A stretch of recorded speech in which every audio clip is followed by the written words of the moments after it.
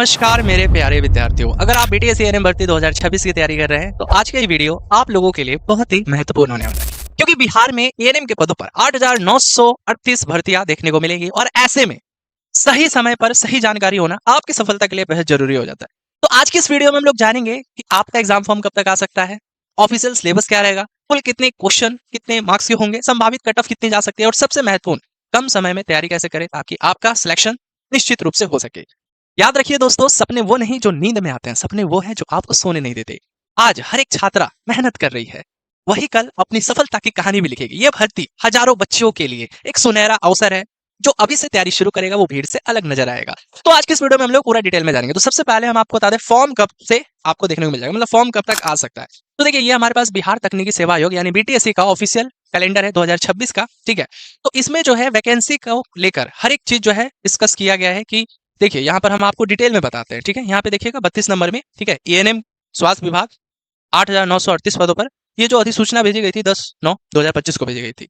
फिर यहाँ से इन्होंने क्लियर किया कि आपको जुलाई 2026 मतलब 2026 के जुलाई में ये एएनएम के पदों पर ये वैकेंसी देखने को मिलेगी, ठीक है। तो भाई अब देखिए, ज्यादा समय है नहीं आपके पास, ठीक है, ज्यादा समय नहीं है। मई तो ऐसे ही बीत गया, जून का समय है और फिर जुलाई तो आ ही जाएगा। और हर बार देखा गया है जैसे ही इसका फॉर्म आएगा ना, उसके बाद आपको समय मिलेगा नहीं। फॉर्म आते ही सिलेबस जारी कर हो जाएगा, सिलेबस जारी कर दिया जाएगा। उसके बाद 1 से 1.5 महीना में आपका एग्जाम भी हो जाएगा।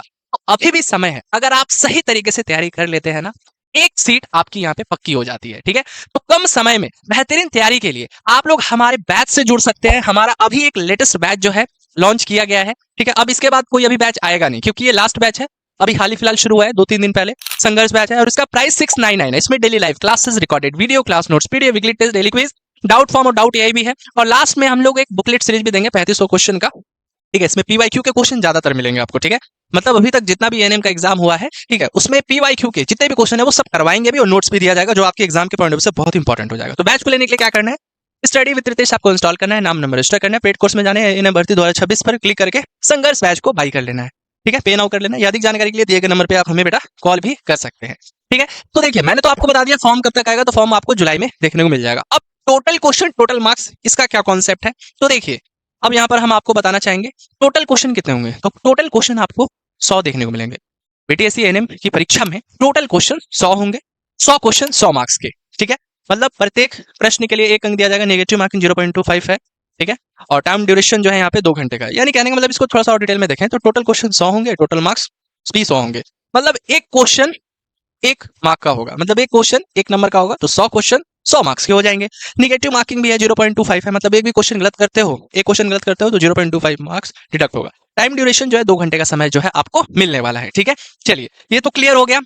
अरे बात समझ में, संघर्ष बैच को ले लीजिएगा। अब इसके बाद हम लोग जानते हैं इसका सिलेबस क्या है। बहुत से बच्चों का पूछना है कि सर इसका ऑफिशियल सिलेबस क्या है। देखिए, ये ऑफिशियल सिलेबस देख सकते हो, comparative examination for the requirement of ANM in Bihar. तो यहाँ पे देखिए, यहाँ पे डिटेल में कहा गया है, ठीक है, subject of examination as mentioned below, syllabus outline below, मतलब यहाँ पे दिया गया है।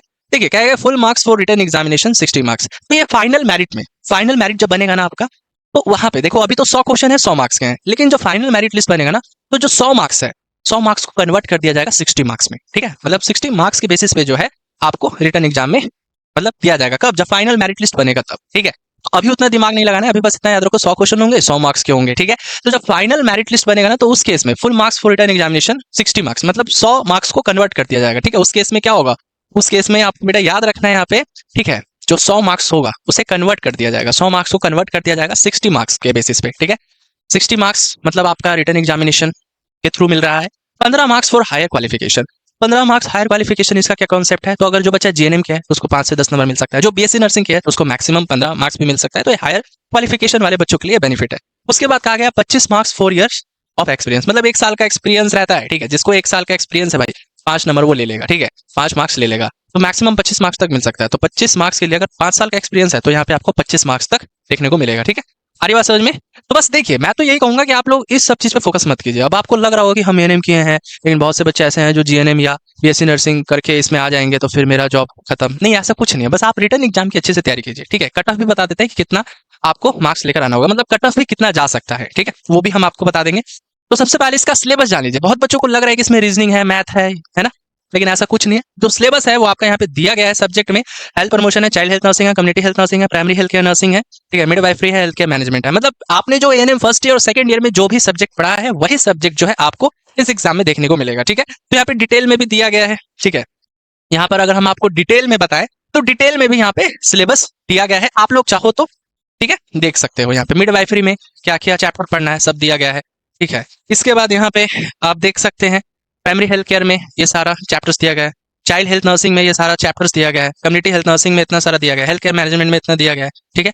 तो ये देख सकते हो ये ऑफिशियल सिलेबस है। अब बात कर लेते हैं कट ऑफ क्या जाएगी, ठीक है। कट ऑफ तो देखो, कट ऑफ जो है ना, आपको जो रिटन एग्जाम दोगे 100 क्वेश्चन 100 मार्क्स के बेसिस पे है ना, 100 क्वेश्चन 100 मार्क्स के बेसिस पे है, उसी पर कंसीडर हो जाता है। तो देखो अगर आप जनरल में हो, ईडब्ल्यूएस में हो या अदर स्टेट से हो, तो कम से कम 40% आपके होने चाहिए। मतलब 100 क्वेश्चन 100 मार्क्स, 100 क्वेश्चन 100 मार्क्स मतलब 100 क्वेश्चन में 40 क्वेश्चन तो आपको सही होना चाहिए। 40 क्वेश्चन सही होगा तो आप जो है पहले प्रोसेस को कंप्लीट कर लीजिएगा।